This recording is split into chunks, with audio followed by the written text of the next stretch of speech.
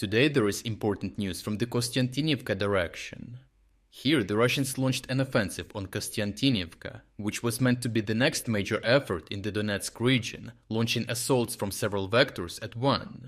However, the Ukrainian forces acted quickly, cutting Russians at their knees and depriving them of all of their hard-worked preparations, as Russians saw their entire plan fall apart before the real battle had even started. The Russian plan relied on a familiar but resource-intensive approach, a two-pronged pincer maneuver designed to exhaust Ukrainian defenses through constant pressure. One main vector, containing several smaller routes of attack, was planned from the east and southeast, using Kostiantynivka as a staging hub. From there, Russian forces intended to advance along the road connecting several smaller settlements, taking advantage of the more densely packed road network. These asphalt connections were central to the plan, allowing faster reinforcement and resupply while minimizing exposure. The second attack vector was planned from the north through Maisky.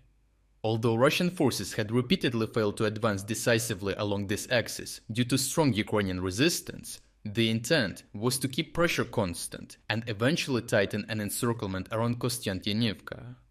Russian commanders aimed to launch repeated rush assaults, accepting heavy losses, with the goal of pushing small groups of soldiers as far forward as possible. Even if most were killed, any survivors who managed to dig in slightly closer to Ukrainian positions were considered a partial success.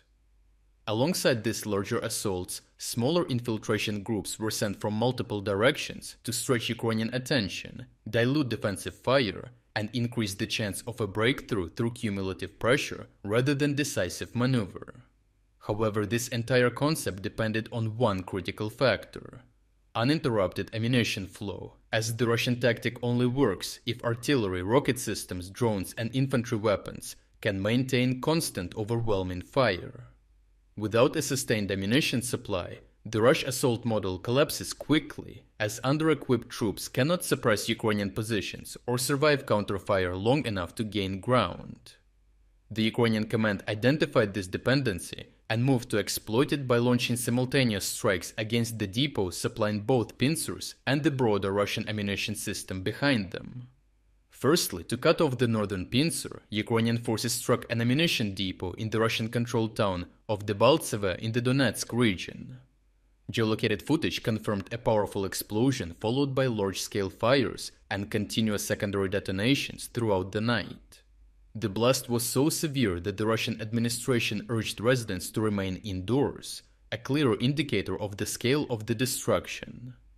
Secondly, Ukrainian drones targeted ammunition facilities supporting the southern pincer. One strike hit a depot in the Russian-controlled city of Makiivka, reportedly containing rocket and artillery munitions. Resident videos showed extensive secondary explosions and prolonged fires, indicating a significant loss of stored munitions.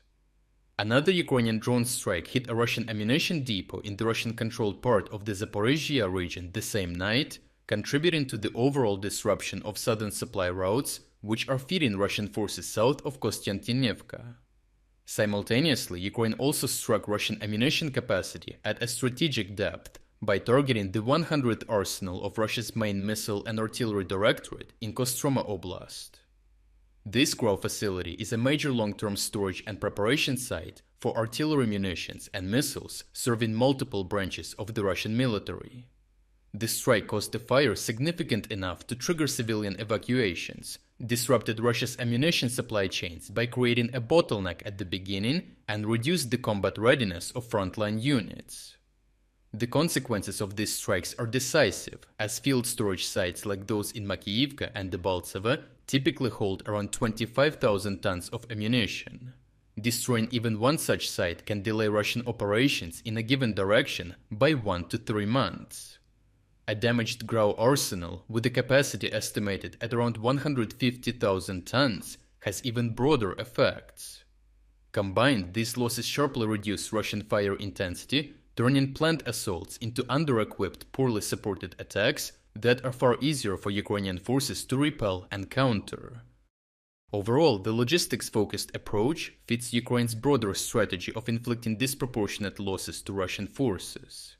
For the defense of Kostiantynivka, systematic destruction of ammunition supplies relieved pressure before the decisive offensive could even begin. Effectively, Ukraine ensured that the battle was decided overnight without allowing the Russian plan the chance to materialize. Now Ukrainians must exploit the opportunity the strikes created, striking concentrations of Russian forces waiting for their supply lines to be restored and delaying the restoration outright by making the strike campaign last longer than the Russians can survive. If you would like to explore other key developments today that we couldn't cover in this video, make sure to visit our interactive news map. The link to our interactive map is in the description below. Thank you for watching this update, and a special thanks to everyone already following our interactive map.